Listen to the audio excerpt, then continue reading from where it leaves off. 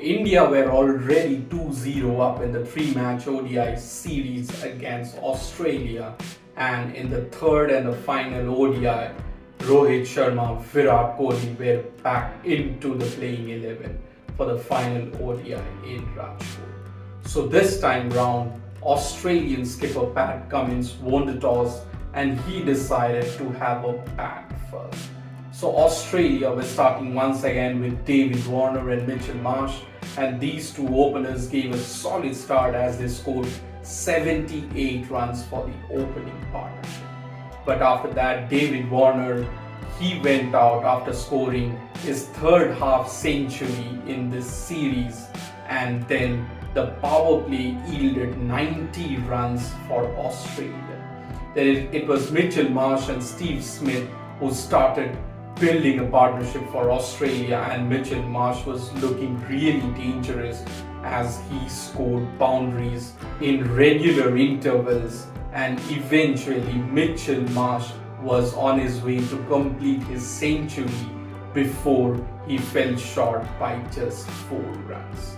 These two batsmen, they put on a fantastic partnership of 130 odd runs before Mitchell Marsh went out after scoring 96 runs.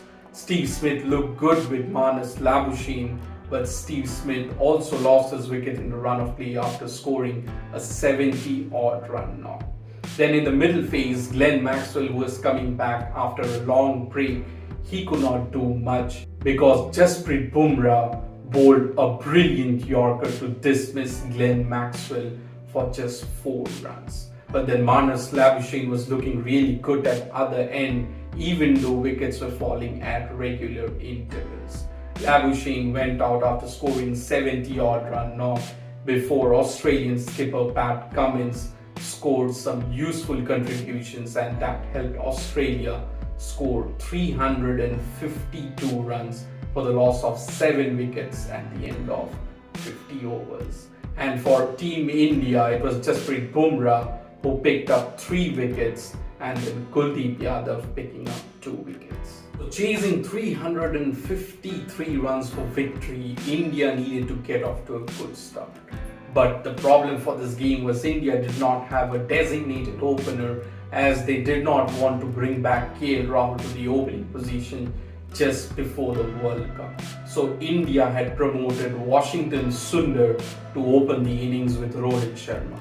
And Rohit Sharma, he looked really good in the power play, scoring 6s. Fantastic batting from Rohit Sharma, and the openers, they stitched 74 runs before Glenn Maxwell came and broke the partnership. So Washington Sundar went out, and then Virat Kohli came and joined hands with Rohit Sharma. Rohit Sharma scored a brilliant half century, and these two then put on another 70-run partnership that really kept India in the run chase. But soon after, it was Maxwell once again who removed Rohit Sharma after he scored a fantastic knock of 81 runs. Kohli also followed soon after, but he scored a 56-run knock before India started losing wickets in a hurry. Then it was KL Rahul and Shreyas Iyer who stitched a 50-run stand, and during that time India was also in the run chase, but then Glenn Maxwell once again came back and he removed KL Rahul, and soon Shreyas Iyer also lost his wicket after scoring 48 runs. Then in the middle phase, wickets kept on falling at regular intervals, and Ravindra Jadeja was the lone warrior for Team India before India were bundled out for 286 runs inside 50 overs. And Glenn Maxwell, what a performance in his comeback game, 10 overs, 40 runs and 4 wickets.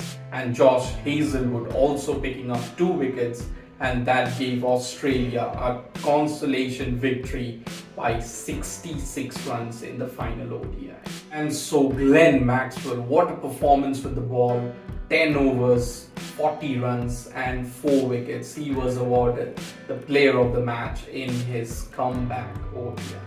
And so the ODI series is done and dusted, and India have clinched the ODI series 2-1 against Australia. So Team India will be heading into the World Cup as the #1 ODI team in the world.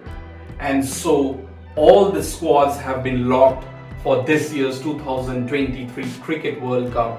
So I'll be bringing all the squads of the 10 teams who will be participating in the Cricket World Cup. So stay tuned to my channel, guys, and do not forget to subscribe if you are into this for the very first time. Goodbye for now.